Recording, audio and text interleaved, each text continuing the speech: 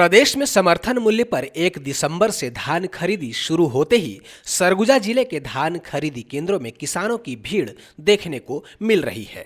वहीं धान खरीदी भी जोरों पर हो रही है, लेकिन धान खरीदी केंद्रों से धान का उठाव की बात करें तो पिछले वर्ष की तुलना में इस वर्ष धान का उठाव काफी धीमी है, जिसका खामियाजा आने वाले दिनों में समिति प्रबंधकों को उठाना पड़ सकता है। अगर सभी जिलों में तो खुल गया है, बस सरगुजा के लिए बाकी है। बस अगर उठ जाएगा तो मतलब जो सुक्ति हो रहा है उससे बचत होगा।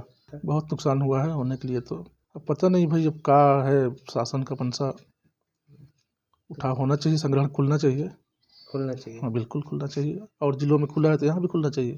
धान खरीदी शुरू होने से पहले शासन द्वारा जारी निर्देश में कहा गया था कि धान खरीदी दिवस से ही धान का उठाव शुरू कर दिया जाएगा, लेकिन 1 माह बीत जाने के बाद भी सरगुजा जिले में कई ऐसे समिति केंद्र हैं जहां धान का उठाव काफी धीमा नजर आ रहा है। आपको बता दें कि सरगुजा जिले में कुल 46 धान खरीदी केंद्रों में 18,000 किसानों से बीते शुक्रवार तक 7,60,000 क्विंटल धान की खरीदी की गई, लेकिन धान का उठाव 2.25 लाख क्विंटल ही हो पाया है। समिति प्रबंधकों का कहना है कि सही समय पर अगर धान का उठाव नहीं किया गया तो काफी नुकसान उठाना पड़ सकता है। सरगुजा संभाग के सभी जिलों में समिति केंद्रों से धान का उठाव कर संग्रहण केंद्रों में भंडारण शुरू कर दिया गया है, लेकिन सरगुजा जिले में अभी तक संग्रहण केंद्रों में धान का भंडारण नहीं किया जा रहा।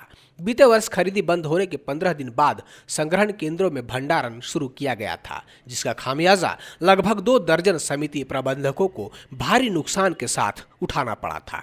इस मामले में कलेक्टर संजीव कुमार झा का कहना है कि समिति केंद्रों से धान का उठाव के लिए प्रशासन द्वारा ध्यान दिया जा रहा है, जबकि धान उठाव की गति को भी तेज किया जाएगा। अपने यहाँ भी पिछले शुक्रवार तक की स्थिति में करीब 18,000 किसानों ने धान बेचने का काम कर लिया है, जो कि हमारे यहाँ करीब 34% से ज़्यादा है।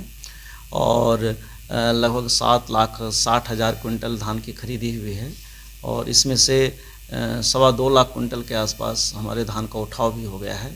और लगातार FCI और नागरिक आपूर्ति निगम के जो गोदाम हैं उसमें मिलरों के द्वारा चावल भी जमा किया जा रहा है।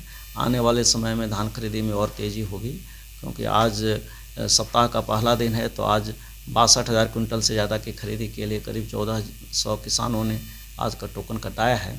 और जो जिन किसानों की खरीदी हुई है उसमें से ज़्यादातर लघु एवं सीमांत किसान हैं। और हम लोगों ने ये भी किया है कि अगले 2 सप्ताह में जितने हमारे लघु सीमांत किसान हैं उनकी धान हम खरीदी कर लेंगे, ताकि मध्यम और बड़े किसान बाद में शेष रह जाएंगे। उठाव की स्थिति कैसी है? उठाव में अभी हम, जैसा कि मैंने बताया कि 7,60,000 क्विंटल के आसपास खरीदी हुई है, जिसमें 2.25 लाख क्विंटल के आसपास का उठाव हो गया है। और अभी भी DO में बहुत ज़्यादा धान उठाया जाना शेष है।